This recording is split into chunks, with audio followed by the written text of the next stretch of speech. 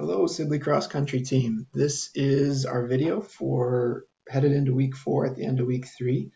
Um, Today is Labor Day, so we don't have practice, but the remaining weekdays this week we will have practice.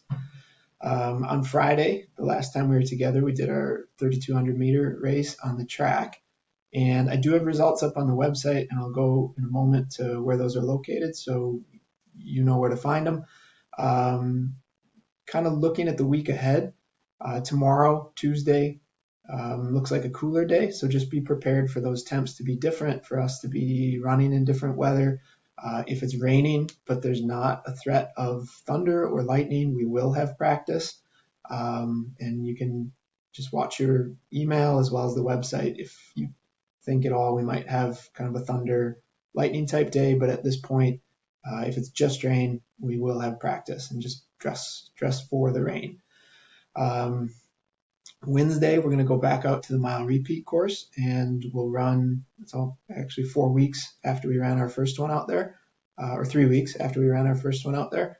So that'll be fun to get back out on that course. Thursday, we'll do a pre-meet kind of run or recovery day from the workout, and then on Friday, we'll compete, and we'll talk a little bit about what that's going to look like for this Friday.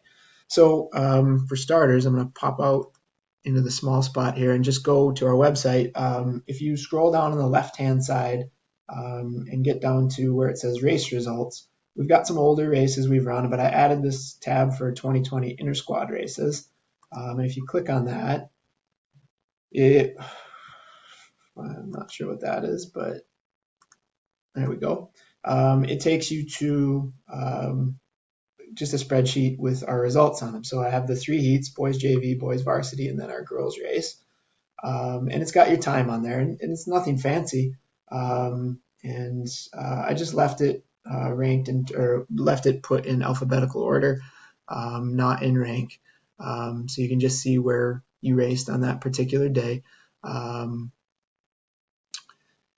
In terms of what the other conference coaches did, we all ran 3,200 meters. I can scroll over to the girls' times. We all ran 3,200 meters.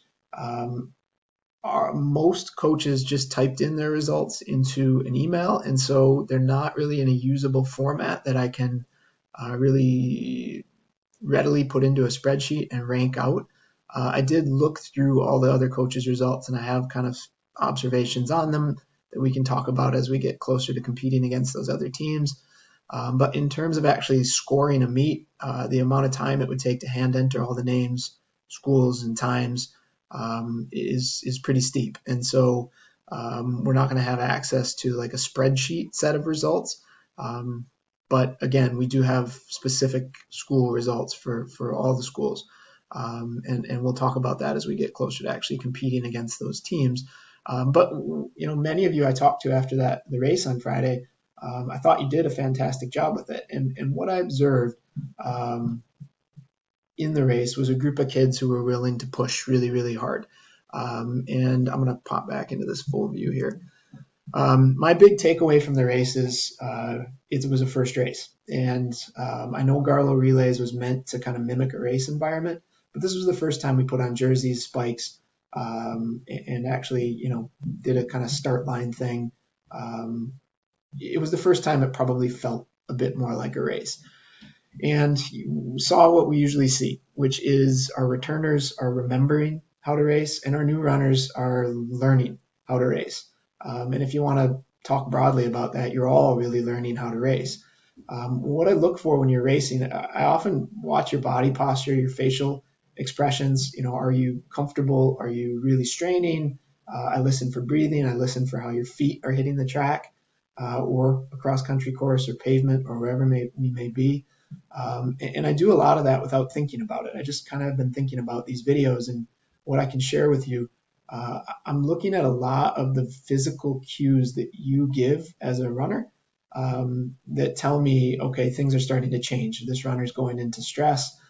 They're pushing themselves pretty hard. And the truth is, in our sport, that is our sport. You are going to push yourself pretty hard. You are going to go into some form of discomfort, or your body's going to be stressed. Your mind is going to be stressed.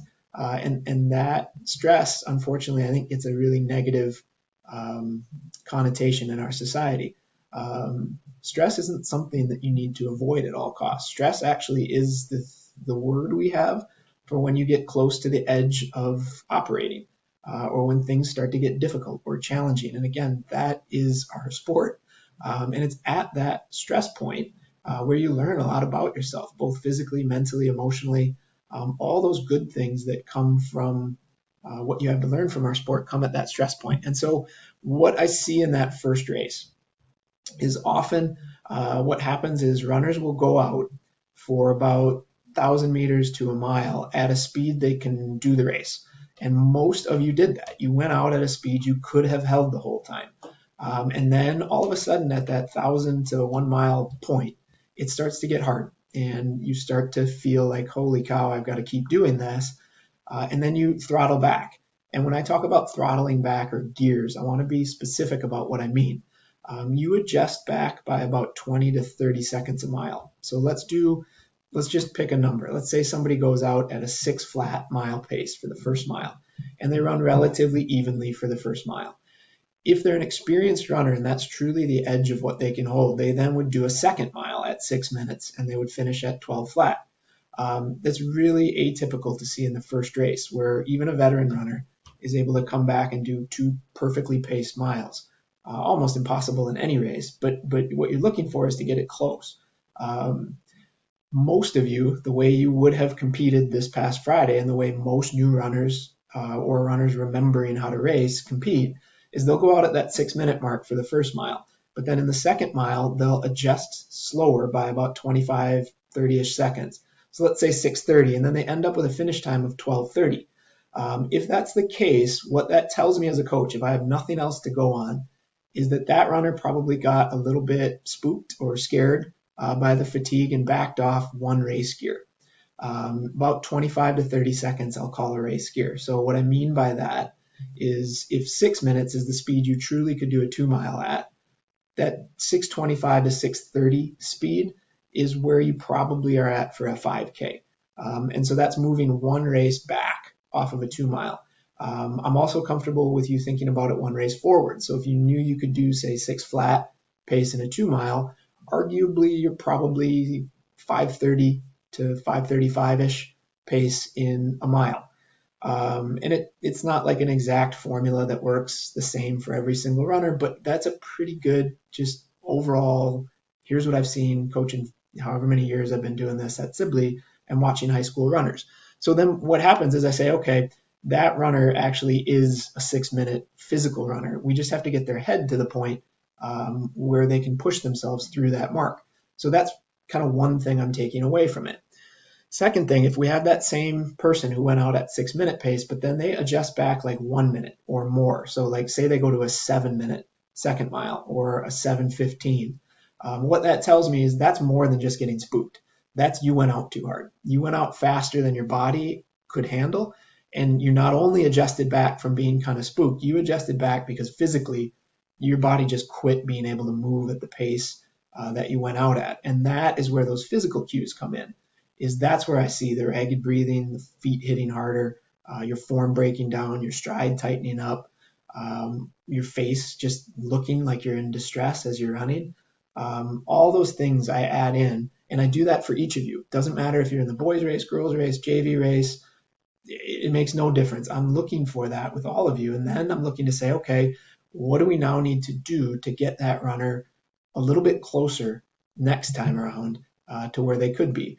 And as I sat thinking about the remaining weeks that we have ahead of us, what I came up with is we need to get you in more distance racing. So we were going to do an 800-meter race this week. I'm not going to have us do that. I'm going to change the racing schedule, and I'll pop out here and look at what that racing schedule is going to look like.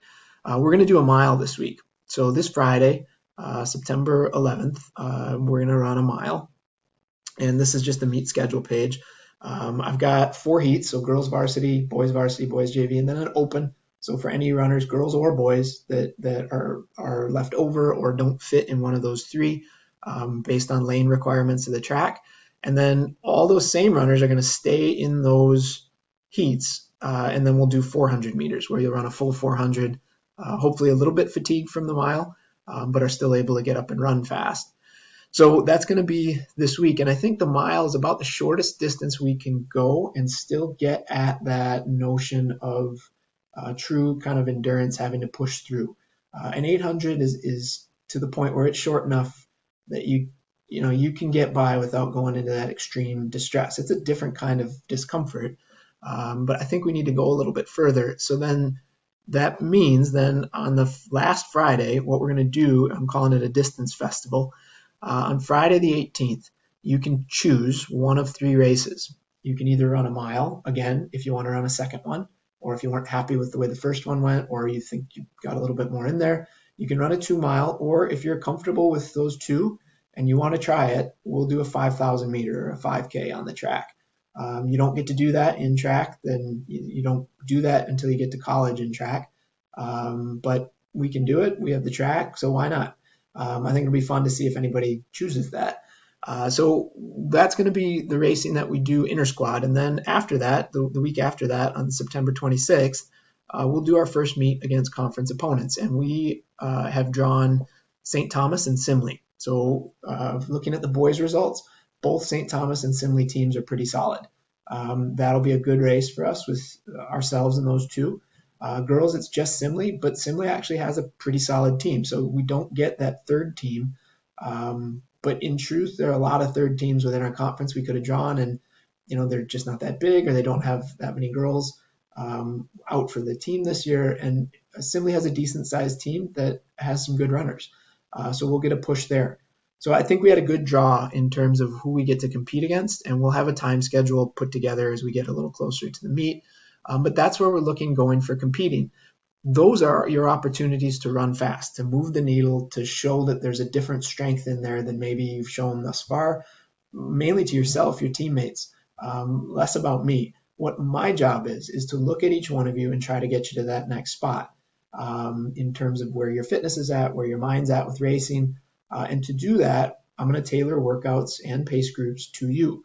And I'm going to fit you in with people who are about your speed. So when we go out to the mile repeat course on Wednesday this week, that's not a race.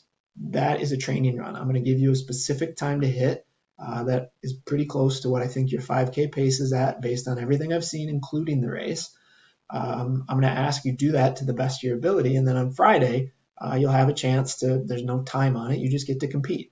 And that pattern is going to continue for the next couple of weeks where I'll give you a workout that is based on where you've shown you're at.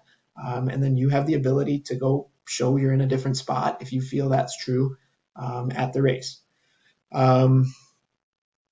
So that's kind of our look ahead, my thoughts on racing, my thoughts on what I saw. And again, bottom line, the big takeaway, we ran a really hard competitive race on Friday, and you should be proud of the work you've been putting in.